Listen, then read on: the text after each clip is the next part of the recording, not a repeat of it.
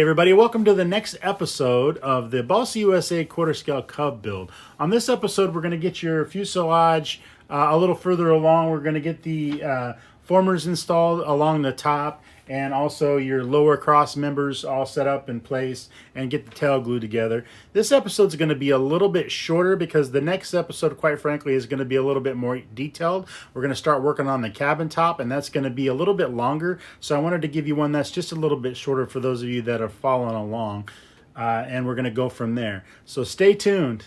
Here we go. So the next couple steps in the manual are going to be to locate your formers.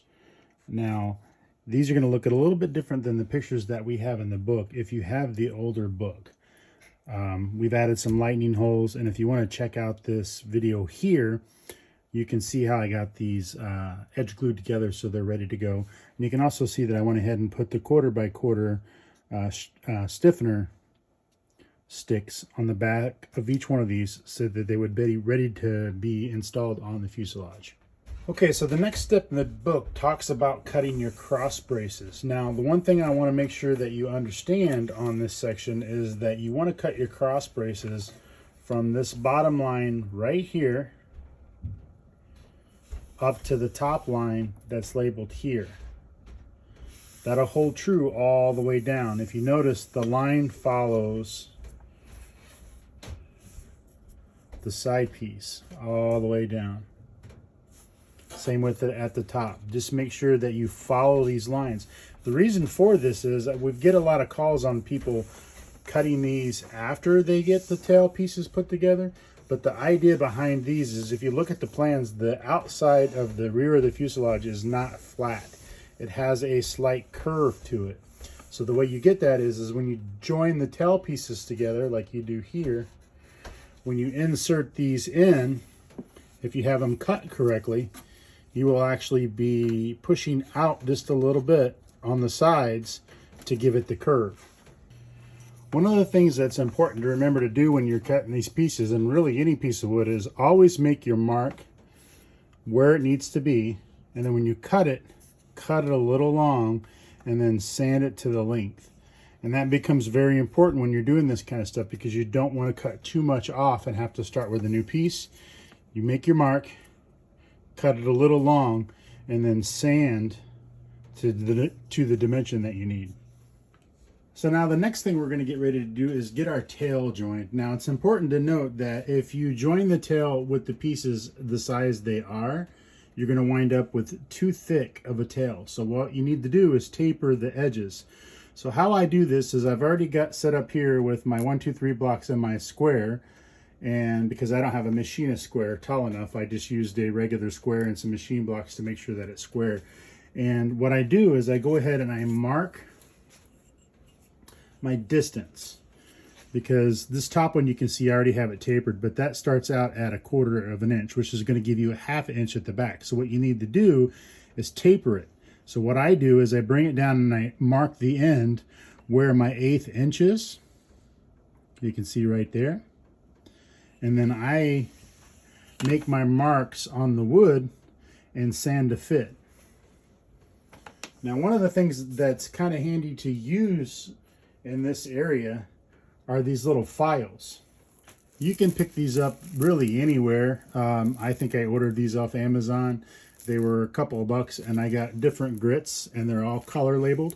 And then what I use is the heavy grit, so that when I go in, it gives me a little bit more control. You can, of course, use sanding blocks. You can use an X-Acto knife if you'd like. Just be careful doing it that way. You can make your own sanding blocks. Anything like that would work, but I find these little files really handy because they're lightweight and they're easy to maneuver.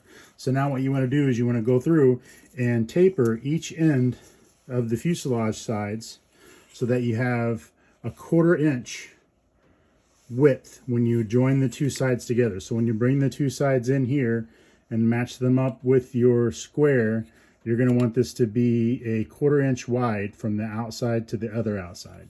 So now that you have all 4 ends tapered, when you bring these together on the center line of your plans, you can use your square to make sure that you're lined up with the center line on your plans.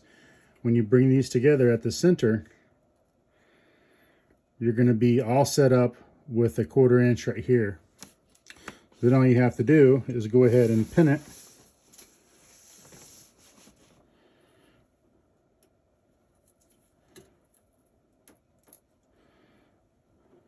You can do both ends.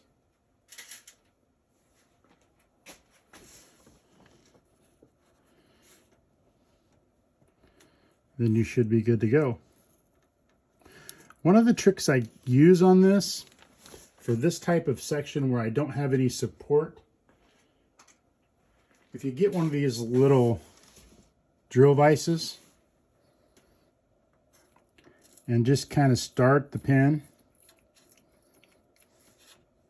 You can get these at basically any hobby store. Then when you go to pin it in, you're not going to break your wood or split the end. I'm pretty close to the end here, and this is soft balsa, so I want to make sure I don't make myself any undue fixes that I have to do. So now when I plug this in, it'll stay there, and I don't have to worry about it cracking the wood. Now you'll notice that came apart a little bit there, and that's okay. What I'll do is I'll take a little piece of tape and put it on there so it holds it together good. But other than that, you should be good to go to continue on. So right here, I wanted to illustrate my point with the formers and the cross braces. So a lot of folks miss this part when they are looking at the plans and where the pieces are marked. So the Cub fuselage is not straight along the edge. If you watch here, this is the F14 former that I've got ready to go. And it goes clear back here where I marked it in an earlier step. If I put that on the rail and slide it back, you will see that the fuselage bows out at the F14 former. I can then use my large square to come in here and make sure everything is set up correctly. Now keep in mind the front of the fuselage is pinned down to the board, and it's also weighted so that it doesn't move. So all this will be flush with the front end of the airplane. So you want to make sure that those are squared up, and you're going to work your way all the way down the fuselage, doing that same thing all the way up to F9. So you would just continue. Make sure you keep in mind that your braces that you installed on your formers faced aft or the rear of the airplane. And as you bring these in, you're going to notice it squeeze out a little bit. And that's exactly what you're looking for, because the Cub fuselage sides are not straight. They have some curve to them. So now you can go ahead and continue on placing your formers all the way up to F9, and we'll go on to the next step. So now I'm going to start getting my formers lined up. Keep in mind the braces that you attached to the formers earlier are going to be towards the aft end of the airframe. What you want to do is you want to take your square, bring it up to your former, make sure everything's all nice and square and all good. It doesn't hurt to keep an eye on your center line as you do this. You can line up the bottom here with the center line on the plans just to make sure that you're lined up on the center line of the plans as you put all this stuff together. And then what I'm going to recommend, I know the manual recommended to tape it, but what I'm going to do is I'm just going to put a little dot of thick right on the edge, and I'm just going to tack glue it. You don't want to go too heavy, because in case there's something that you need to pull apart later, you can get to it. And if you want to, you can hit that with a little bit of kicker so that it hardens up quicker for you. And it's just a little dot. This is just going to hold everything in place as you move down the fuselage. Once you have the former put in place, this would be the F14 former, what I would recommend doing is go ahead and fitting the first lower cross brace. And you're basically going to do the same thing. You're going to bring it into position. Keep in mind that these braces, these cross braces, are going to be in line with the vertical cross braces that you installed earlier. Important thing to remember while you're doing things like tack gluing is that you have to remember to come back later and re-glue everything. So write yourself a note if you have to, and go ahead and just tack glue them for now. And you're going to complete this process all the way up. So my next one's going to be my F13. I can put that in place.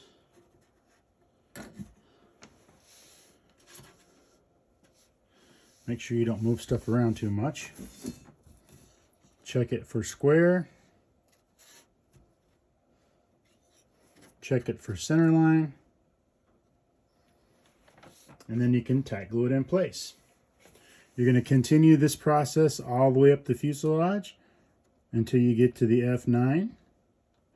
And then we'll move on from there. One of the things that I did want to make sure I pointed out when I'm doing this type of tack gluing, what I use is I use Balsa USA thick, and then I hit it really quickly with the kicker, because what I want it to do is not wick into the wood. You don't want to use thin here, because thin's going to wick into the joint, and if you have to make any corrections later, it's going to be really tough to get those pieces apart. So if you use thick, which is more of a surface type glue, you can actually put this on there and then hit it with some kicker quick, and it'll be a little bit easier to take apart if needed. So now what you want to do before you permanently glue everything in place is you want to go down with a square and check all of your pieces for squareness. Make sure everything's lined up square. You want to check your center line on your plans to make sure that your fuselage lines up from the aft end all the way up to the F9 or the F4 former, excuse me, and make sure everything is square. Keep in mind, you do want to make sure that your fuselage sides have a slight bow to them. That is by design. And then once you make sure everything is lined up and square, you can go ahead and permanently glue everything in place. Well, thanks for checking out the next episode. We are going to be working on the cabin top assembly on the next episode, so stay tuned for that. It will be just a little bit longer. There's going to be a lot more details involved in that one, and I hope this is helping you guys along in your builds. So as always, thank you very much for watching, and happy building.